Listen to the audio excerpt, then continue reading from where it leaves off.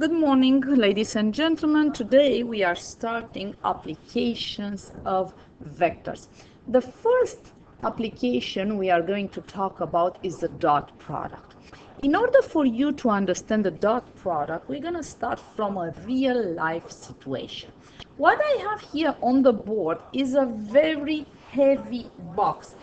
The observation that is a heavy box is extremely important. It is so heavy that I cannot lift it. The only thing that I can do, applying a certain force on it, I can move it horizontally, but remember, no lifting. So what I do to move this box, I want it out of my way, I'm going to apply a certain force F at an angle alpha, as you see in the diagram.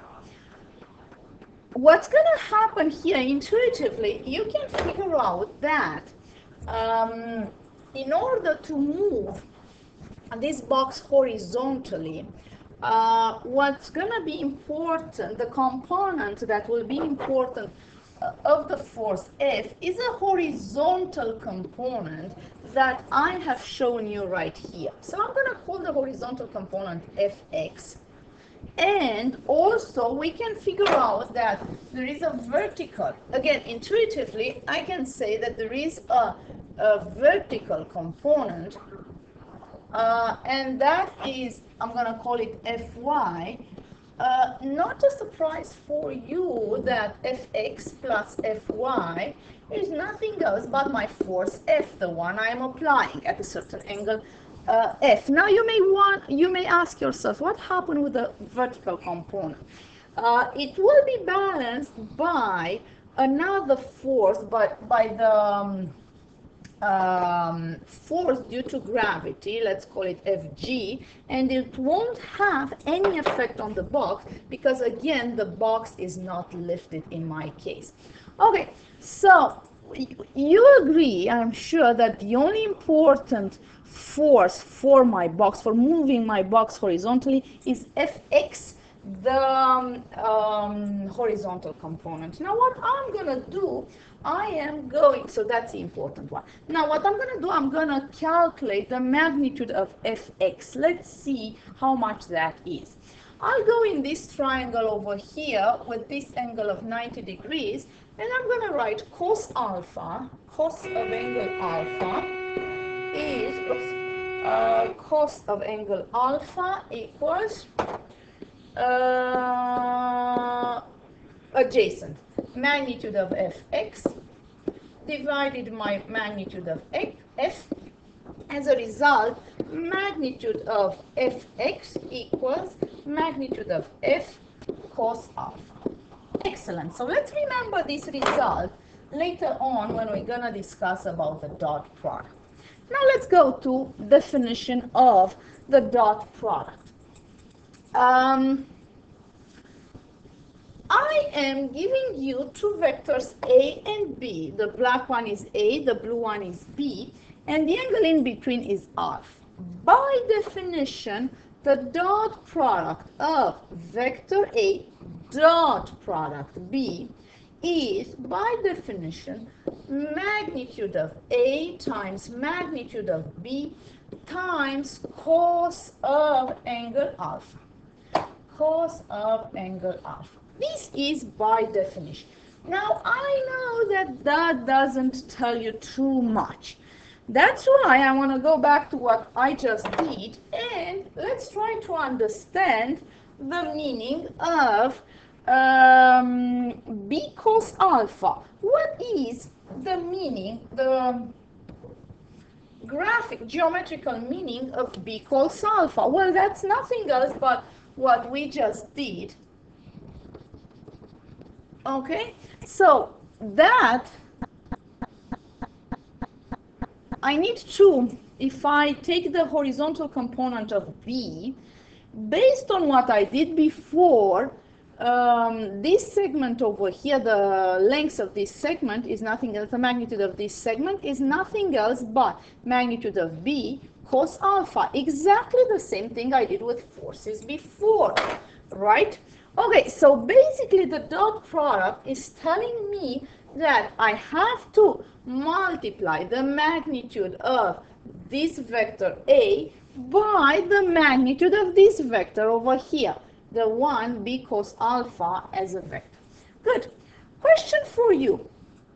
Is the dot product a scalar or a vector? This is an observation of huge importance for us. Well, let's try to figure out magnitude of A, scalar, magnitude of B, scalar, cos alpha, a number, so definitely your answer was my dot product is a scalar. Very important. Good. What we are going to do now, let's check the time. 5, okay, we are doing okay. Let's look at some cases here. What happens when the angle alpha in between A and B, do not forget, black A, blue B. All of these are my B's. All of these are my A's. Now, let's see what happens when A, and A. First case over there, the angle alpha in between A and B is 0. What happens in this case with the dot product of A and B? Dot product of A and B is by definition magnitude of A times magnitude of B times cos of what? Cos of 0 degrees in this case. And we of course know that cos 0 is 1, so the dot product is nothing else, is given by nothing else but the product of the two magnitudes. Let's go to another case. This one over here, angle alpha is again very special, is 90 degrees. Please pay a very, very special attention to this case. It's gonna play a very important role for us later. Let's see what happens with the dot product. Again, I start from my definition.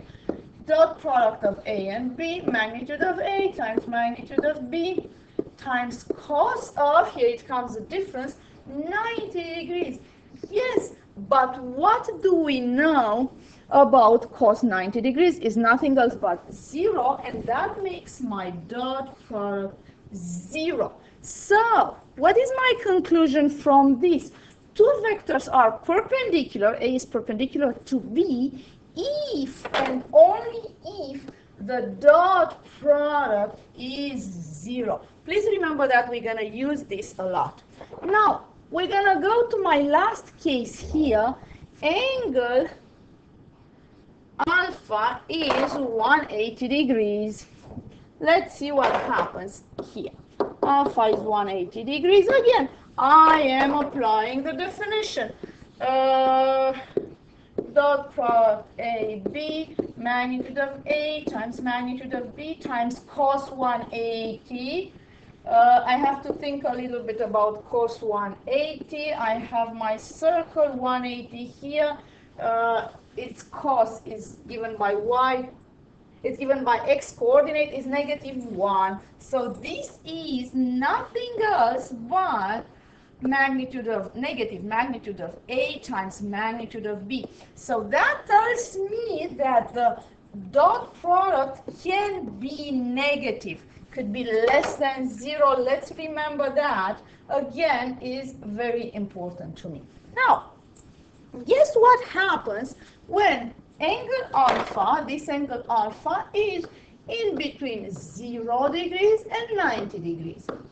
I cannot say how much the dot product is, but what I can say, again, looking at the definition, is that cos of a certain angle alpha, alpha in between 0 and 90 degrees, well, cos of alpha in between 0 and 90 degree is cos on the x-axis, on the x-axis is positive, magnitude of A positive, magnitude of B is positive, so definitely this dot product will be positive here. Now what is interesting is what happens when alpha is between 90 and 180 degrees. Again, I know by definition that dot product of A and B is the same magnitude of A, magnitude of B, cos of angle alpha. Now let's look at my unit circle and let's see what happens when alpha is between 90 and it's between 90 and 180. I am right here in quadrant 4. I need to look at my x-coordinate for cosine. Guess what? My x-coordinate here is negative. As a result, the whole thing here will be negative. So the dot product can be negative.